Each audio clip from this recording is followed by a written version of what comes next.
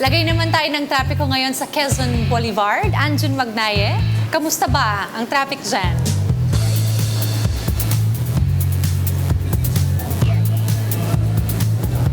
Dayan, maganda ka pa sa umaga. Nasa ikalawang traffic update na tayo, pero sa mga nagbabalak maglibot sa lungsod ng Maynila ngayong weekend na to, lalo na long weekend, 'di ba, sa Monday. Yan, suspendido po ang number coding scheme dahil idineklara nga po na ito ay special non-working holiday para sa pag-alala ng Idil Adha. So silipin na natin ang sitwasyon ng mga magsisimba ngayon dito sa area ng Maynila, sa Quiapo. Diyan, sa mga magwi-wish or may ipagdarasal na special na someone sa mga buhay nila, kung kayo ay papunta ng simbahan ng Quiapo at dadaan kayo dito sa may Espanya at tatagos dito sa Quezon Boulevard, hanggang sa kasalukuyan po ay mabigat hanggang sa katamtaman ang daloy ng mga sasakyan. Tuloy-tuloy ang ganyang pakiramdam hanggang dito na sa may area ng Raon. Pero napakalaking kabaligtaran naman ng Quezon Boulevard papunta ng Alfonso de los Reyes at Dangwa hanggang sa kasalukuyan ay napakaluwag. Walang magiging problema kung balak ninyong bumili ng bulaklak para sa inyong special na someone or kayo ay papunta, gagamitin yung alternate route to papunta sa northern parts ng Metro Manila gaya ng Caloocan at Navotas. At ito na, maraming makaka-relate sa ating It's a Sign for Today. Lalo na sa mga palusot.com, hindi ko na patatagalin pa. Bawal lumusot. Gaano nga ba kaimportante ito ngayong tag-ulan, Pero bago yan, bago ko i-discuss ang tungkol dito, panoorin muna natin to.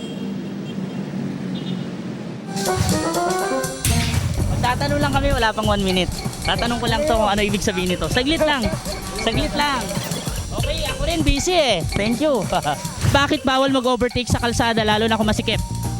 Banggaan ang niyan resulta. Yan yung cause ng isang accident.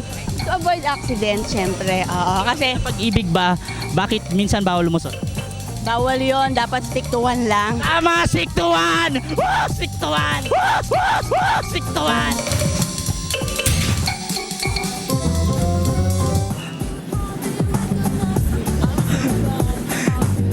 Medyo wild yung reaction ng lalaki nagtatanong.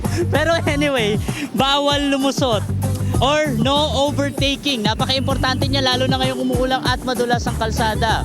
Allowed lang kayo mag-overtake kung nakikita ninyo yung kalsada, di ba may mga broken lines doon. Pag nakita ninyo clear yung kaliwa ay allowed naman, pero yun nga, kapag lalabag kayo doon sa mga halimbawa, lugar na merong solid yellow lines, i-discuss natin yan dito sa It's a Sign sa mga susunod na araw. Yung solid yellow lines, ang ibig sabihin po noon ay bawal lumusot o no overtaking. At kung lalabag po kayo dyan, anumang uri ng overtaking ay maaari kayong magkamit ng magkamit talaga parang grand prize lang. Pero yun nga, maaari kayong mapatawan ng multa na 150 pesos. Yan ay ayon na nga rin doon sa listahan ng mga violations ng MMDA. Pero syempre, hindi ko palalampasin ang week na to nang hindi ako nakaka-pick up dyan sa pinaka sinisinta ko. Hi Dayan, nandiyan ka ba?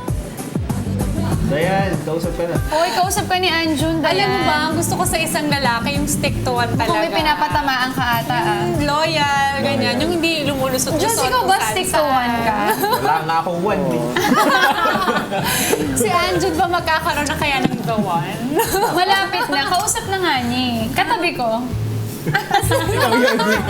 Para malinaw. Nagpapakit pa? ata si Anjun sa'yo. Hindi mo na kailangan, Ange. Cute ka na kaya. Okay, pick up ako. Maraming salamat sa'yo, Anjun Magnaye. Live sa Quezon Boulevard. Ako po si Cathy San Gabriel. Subscribe na sa PTV YouTube channel. I-click lang po ang subscribe button.